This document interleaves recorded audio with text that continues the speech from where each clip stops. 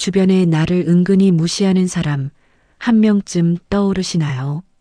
대놓고 욕을 하진 않는데 꼭 내 말을 중간에 툭 자르고 들어오거나 분명 같이 웃고 헤어졌는데 집에 오는 길에 마음이 뻥 뚫린 것처럼 허해지는 날 말입니다. 이게 단순히 기분이 좀 상한 게 아닙니다.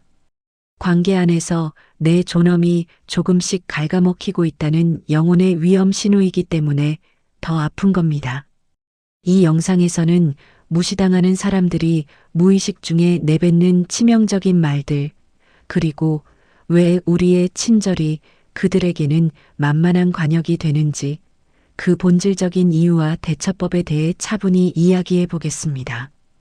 구독과 좋아요는 당신의 품격을 지키는 든든한 울타리가 됩니다. 자, 그럼 지혜의 문을 열어보겠습니다. 얼마 전 식당에서 겪은 일입니다. 70세가 조금 넘어 보이는 정 선생님이 계셨죠. 요즘 키오스크 주문기 참 어렵습니다. 정 선생님은 당황한 기색이 역력했습니다. 옆을 지나가는 젊은 직원에게 조심스럽게 도움을 청했죠. 그런데 그 첫마디가 참 아팠습니다. 아이고, 미안해요. 내가 늙어서 이런 걸 잘 몰라요. 미안한데 이것 좀 도와줄래요? 직원은 귀찮다는 듯 힐끗 보더군요. 아무 말 없이 버튼을 누르고 쌩하니 사라졌습니다. 정 선생님은 머쓱하게 웃으며 미안하다는 말을 연신 내뱉었습니다. 평생 지켜온 어른의 위엄이 순식간에 무너진 순간이었습니다. 미국 위스콘신 대학교 연구팀의 실험 결과에 따르면 잘못이 없는 상황에서 습관적으로 사과하는 사람들을 상대방은 아주 낮게 평가한다고 합니다. 수치로 따지면 자신의 가치를 스스로 약 38%나 깎아먹는 셈이죠. 단지 미안하다는 말을 했을 뿐인데 상대의 뇌에서는 당신을 지배하고 싶어하는 욕구가 평소보다 2배 이상 치솟습니다. 사과라는 단어가 들리는 순간 상대는 본능적으로 당신을 아래로 내려다보기 시작합니다. 단 0.1초도 안 되는 찰나에 서열이 정해지는 것입니다. 그 사람이 당신을 무시하는 건 당신이 나이 들어서가 아닙니다. 바로 당신의 입에서 나온 비굴한 사과 때문입니다. 이것은 성격이 좋은 게 아니라 잘못된 대화의 패턴입니다. 미안하다는 말은 내 허물을 인정할 때 쓰는 고귀한 단어입니다. 그런데 우리는 민망함을 가리려고 이 단어를 방패처럼 사용하곤 하죠. 하지만 이건 방패가 아닙니다. 상대에게 당신을 마음껏 무시해도 좋다는 허락표를 주는 것과 같습니다. 무례한 인간들은 본능적으로 그 빈틈을 파고듭니다. 무시당하지 않으려면 오늘부터 사과부터 하는 습관을 당장 끊어야 합니다.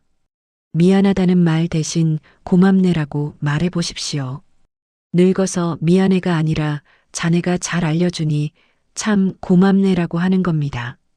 실수가 아닐 때는 차라리 고요하게 침묵하십시오. 키오스크가 서툰 건 죄가 아닙니다. 그저 이거 어떻게 하는지 알려주겠나? 라고 담백하게 용건만 말하면 충분합니다. 비굴한 미소를 지우는 것만으로도 당신의 기세는 살아납니다. 쇼펜하우어는 말했습니다. 자신을 너무 낮추는 자는 타인에게 짓밟힐 기회를 제공하는 것이라고요. 겸손은 내 실력이 넘칠 때 스스로를 갈무리하는 것이지 남의 비위를 맞추는 구걸이 아닙니다. 당신의 당당함이 곧 당신의 복을 지키는 울타리가 될 것입니다. 다음으로 우리가 지혜라 착각하며 내뱉는 제가 잘 몰라서라는 말이 어떻게 독이 되는지 보겠습니다. 70대 초반의 이 선생님은 새로 생긴 복지관에서 스마트폰 강의를 듣고 계셨습니다. 강사가 설명을 하는데 연신 고개를 숙이며 말씀하셨죠. 아이고, 제가 이런 걸 워낙 몰라서요. 제가 좀 느리고 부족합니다. 이해해 주세요. 처음엔 예의 바르던 강사의 눈빛이 미묘하게 변하더니 어느 순간부터 마치 유치원 아이를 타이르듯 말투가 거칠어졌습니다. 아니, 어르신. 이건 제가 아까도 말했잖아요. 집중하셔야죠. 반말 섞인 훈계가 튀어나오는데도 이 선생님은 그저 멋쩍게 웃기만 하셨습니다. 하버드 대학교 연구팀의 비굴한 겸손의 역설 실험을 보면 상대에게 정보를 구할 때 지나치게 자신을 낮추는 그룹은 당당하게 요청하는 그룹보다 능력평가에서 42%나 낮은 점수를 받았습니다. 단순히 몰라서 부족하다고 말했을 뿐인데 상대는 그 말을 듣는 순간 당신을 도와줘야 할 대상이 아닌 함부로 대해도 될 대상으로 분류해버립니다. 무의식적인 서열 정리가 1초도 안 되는 시간에 끝나는 것입니다. 무례한 사람들은 당신의 자존감 온도를 본능적으로 감지합니다. 몰라서 미안하다는 말은 당신의 내공을 스스로 부정하는 행위입니다. 70평생 치열하게 살아온 당신의 숙련도가 단 한마디에 와르르 무너지는 것이죠. 이건 겸손이 아니라 주도권을 넘겨주는 실패한 패턴입니다. 무례한 사람들에게 전형적인 먹잇감이 되는 것입니다. 겸손은 타인이 당신을 칭송할 때 그 빛을 살짝 가리는 용도이지 처음부터 당신의 그릇을 깨부수며 보여주는 게 아닙니다. 이제부터는 무지를 고백하며 자신을 낮추는 대신 이렇게 바꿔보십시오. 자네가 전문가인 것 같군이라고 상대를 인정해 주는 겁니다. 내가 몰라서 묻는 게 아니라 이 부분은 자네가 전문가니 의견을 듣고 싶다고 말하는 고차원의 화법입니다. 또한 새로운 걸 배우는 건 즐거운 일이라고 당당히 말씀하십시오. 느린 것은 잘못이 아니라 새로운 영역에 도전하는 어른의 특권입니다. 질문 뒤에는 입을 닫고 경청하십시오. 필요 이상의 부연 설명은 당신을 더 가볍게 만들 뿐입니다. 몽테뉴는 당당한 무지가 비굴한 지식보다 훨씬 고결하다고 했습니다. 모르기 때문에 내가 당신보다 아래에 있어야 한다고 믿는 그 마음이 당신을 병들게 합니다. 당신은 여전히 품격 있는 인생의 선배입니다. 다음으로 우리를 괴롭히는 건 자꾸만 내 말을 가로채는 무례한 사람들입니다. 오랜 친구들과의 모임 자리에서 60대 최 선생님이 여행 이야기를 꺼냅니다. 그런데 옆에 있던 친구가 대뜸 말을 자르죠. 에이, 요즘 누가 거길 가나? 저기가 유행이지. 최 선생님은 당황해서 목소리가 높아집니다. 아니, 내 말은 그게 아니라 거기가 경치가 좋아서. 하지만 친구는 이미 다른 화제로 넘어가 버립니다. 최 선생님은 밥 먹는 내내 억울해서 젓가락만 만지작거립니다. 분명 즐거운 모임인데 기분은 바닥으로 떨어졌습니다. 대화 분석 연구에 따르면 한쪽이 말을 가로채는 횟수가 늘어날 때 다른 한쪽이 그게 아니라라며 설명을 덧붙이는 비중은 무려 65%나 증가합니다.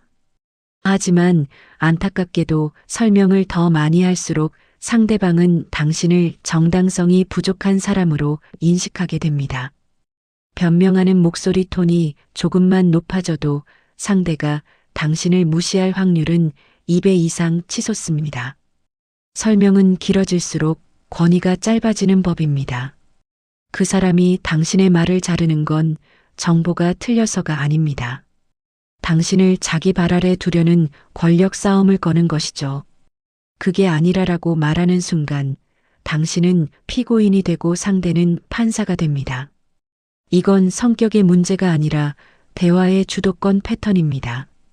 무례한 사람들은 당신이 당황해하며 설명하는 모습에서 저열한 우월감을 느낍니다. 이제 내 말을 끊는 사람에게 더 이상 설명하지 마세요. 대신 말을 멈추고 3초간 눈을 바라보십시오. 그게 아니라라고 말을 잇지 말고 입을 닫고 고요하게 쳐다보는 겁니다.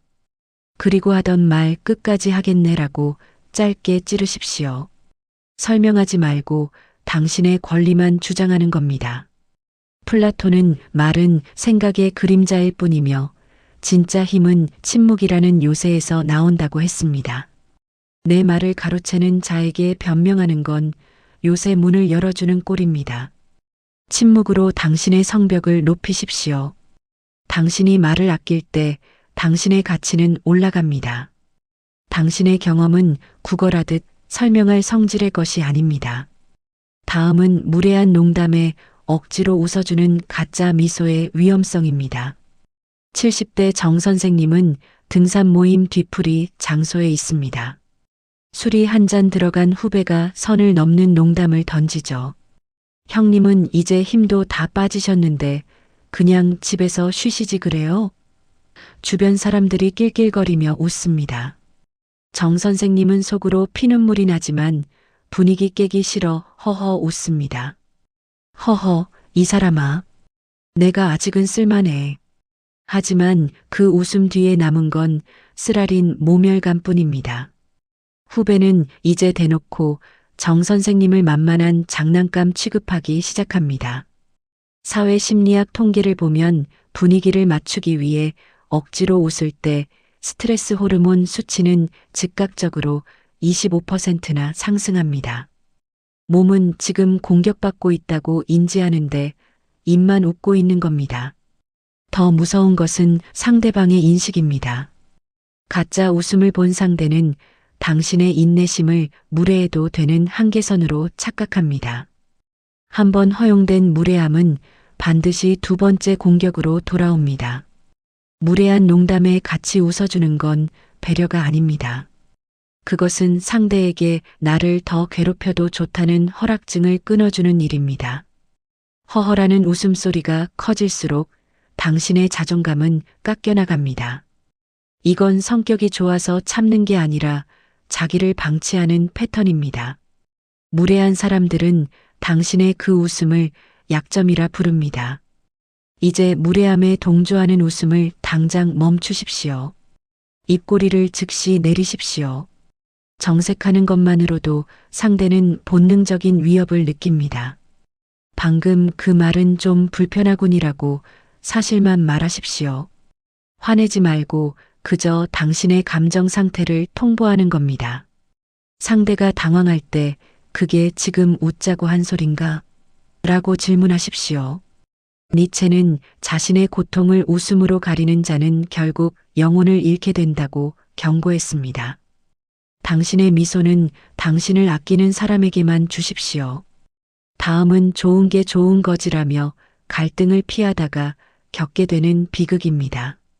명절날 자식들이 집에 모였습니다. 며느리가 은근히 시어머니의 살림 방식을 비꼽니다. 어머님, 요즘 이런 거 안 써요. 제가 사온 거 쓰세요. 어머니는 서운하지만 분위기 망칠까봐 말을 아낍니다. 그래, 알았다. 나중에 천천히 얘기하자. 하지만 그 나중은 오지 않습니다. 며느리는 이제 어머니의 취향을 무시하는 걸 당연하게 여깁니다. 어머니는 혼자 방에서 눈물을 훔칩니다. 관계 갈등 연구에 따르면 무시당한 즉시 대응하지 않고 회피한 경우 상대방의 무례함이 강화될 확률은 80%가 넘습니다. 회피된 갈등은 해결되는 것이 아니라 더 큰 무시의 씨앗이 됩니다. 특히 가족관계에서는 침묵의 수용이 가장 무섭습니다. 나중에 말하겠다는 다짐은 뇌에서 패배로 인식됩니다. 갈등을 피하는 게 노후의 지혜라고 믿으시나요? 아니요. 그것은 평화를 잠시 빌려오는 대출일 뿐입니다. 나중에 더 큰 이자를 쳐서 상처로 돌려받게 됩니다.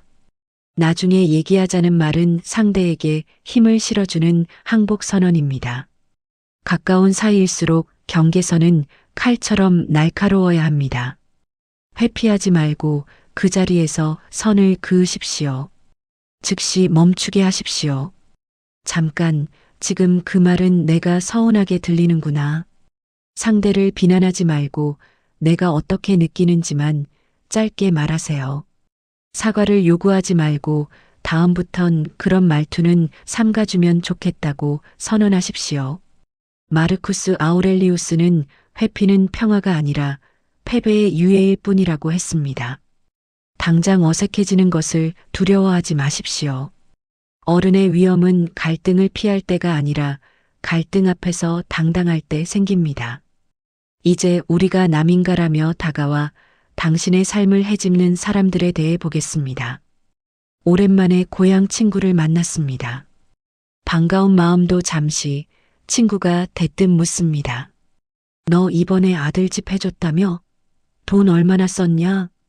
당황해서 얼버무리려 하면 더 바짝 다가와 어깨를 툭 칩니다. 우리가 남이냐? 솔직히 말해봐. 친구라는 이름으로 당신의 통장 잔고부터 자식 허물까지 탈탈 털어가려 합니다. 대답을 안 하면 속 좁은 사람이 되고 대답을 하면 온 동네에 소문이 납니다. 친하다는 이유로 당신의 경계선을 짓밟는 무례한 행동입니다. 인간이 심리적 안정감을 느끼는 대인거리는 최소 1.2m입니다. 이 선을 넘어서는 질문을 받았을 때 뇌는 침입으로 간주합니다. 연구에 따르면 우리가 남인가라는 표현을 자주 쓰는 사람일수록 타인의 비밀을 누설할 확률이 3배 이상 높습니다. 그들은 친밀함을 권력으로 착각합니다. 당신의 정보를 가져가서 자신의 영향력을 확인하고 싶어 하는 심리일 뿐입니다. 그들에게 우리는 당신을 통제하기 위한 포장지입니다. 그 사람이 선을 넘는 건 당신을 아껴서가 아닙니다. 당신의 삶을 자기 통제권 안에 두려는 저열한 욕구 때문입니다. 우리가 남인가라는 말은 아주 영리한 가스라이팅입니다. 거절하면 배신자로 몰아세우는 심리적 덫이죠. 이건 우정의 문제가 아니라 예의의 부재입니다. 진정한 우정은 무조건적인 공유가 아니라 서로의 경계를 존중하는 거리 조절에서 완성됩니다. 당신의 삶은 구경거리가 아닙니다. 친구라는 이름으로 당신의 울타리를 짓밟게 두지 마십시오. 당신이 선을 그을 때 비로소 그 관계는 건강해집니다. 마지막으로 무시당하는 상황을 단숨에 역전시키는 법을 나누겠습니다. 모임에서 간혹 목소리 큰 사람이 분위기를 주도하며 당신의 의견을 비웃습니다. 형님은 그게 문제라니까요. 그냥 내가 하라는 대로 하세요. 이때 화를 내면 분위기를 망치는 사람이 되고 가만히 있으면 만만한 사람이 됩니다. 품격 있는 어른은 길게 싸우지 않습니다. 차분하게 옷매무새를 다듬으며 가방을 챙기십시오. 그리고 고요한 목소리로 말하십시오. 자네 컨디션이 안 좋아 보이네. 나중에 다시 얘기하지. 그 말 한마디에 소란스럽던 장내에는 정적이 흐를 것입니다. 연구에 따르면 대화 중단권을 먼저 행사하는 사람이 나중에 주도권을 쥘 확률이 70% 이상 높습니다. 분노를 표출하는 사람보다 평온하게 자리를 뜨는 사람에게서 대중은 더 높은 권위를 느낍니다. 감정 수치가 100을 넘을 때 대화를 멈추는 데 걸리는 시간은 단 1초입니다. 이 1초의 결단이 당신을 무시받는 노인에서 범접할 수 없는 어른으로 바꿉니다. 무시하는 사람과 끝까지 대화해서 설득하려 하지 마십시오. 주도권을 되찾는 핵심은 대화를 끝낼 힘이 나에게 있음을 보여주는 것입니다. 나중에 얘기하자는 회피가 아니라 고도의 심리적 압박입니다. 상대는 당신의 다음 반응을 예측하지 못해 불안해질 것입니다. 가장 강한 사람은 끝까지 말하는 사람이 아니라 먼저 멈출 수 있는 사람입니다. 무시의 기류가 느껴질 때 즉시 눈을 맞추고 짧게 숨을 들이마십시오. 그리고 상대의 상태를 규정해 버리십시오. 오늘 자네가 좀 흥분한 것 같군. 결론 없이 자리를 일어나십시오. 스피노자는 자신의 감정을 다스릴 수 있는 자만이 진정한 자유인이라고 했습니다. 상대가 던진 무시라는 미끼를 덥석 물지 마십시오. 당신의 가치는 타인의 입술에 있지 않습니다. 에픽테토스는 우리를 괴롭히는 것은 일어난 사건 자체가 아니라 그 사건에 대한 우리의 생각이라고 말했습니다. 오늘 우리가 나눈 이야기의 핵심은 하나입니다. 무시는 상대가 던지는 돌멩이지만 그걸 막고 있을지 아니면 피해서 제 갈 길을 갈지는 오직 당신의 선택에 달려 있다는 것입니다. 인생 통찰 세 줄을 가슴에 새기십시오. 첫째, 내 입술에서 비굴한 사과와 변명을 지우십시오. 둘째, 감정의 쓰레기통이 되길 거부하고 불편함에는 정색하십시오. 셋째, 당신을 귀하게 여기지 않는 인연은 과감히 정리하십시오. 오늘부터 딱 3단계만 실천해 보는 겁니다. 하나, 무례함을 마주하면 즉시 반응하지 말고 3초간 깊은 숨을 쉬십시오. 둘, 사과 대신 고맙네라고 당당하게 말하십시오. 셋, 그래도 선을 넘는 자와는 고요하게 거리를 두십시오. 당신은 지난 세월 동안 충분히 애쓰셨습니다. 누구보다 열심히 살았고 충분히 존중받아야 할 인생. 더 이상 타인의 말 한마디에 당신의 귀한 하루를 망치지 마십시오. 당신이 당신 자신을 가장 먼저 대접할 때 세상도 비로소 당신 앞에 고개를 숙일 것입니다. 당신의 남은 인생이 서늘한 품격과 고요한 평화로 가득하기를 기원합니다. 함께 해주셔서 고맙습니다. 우리도 조금씩 더 따뜻해질 수 있으면 좋겠습니다.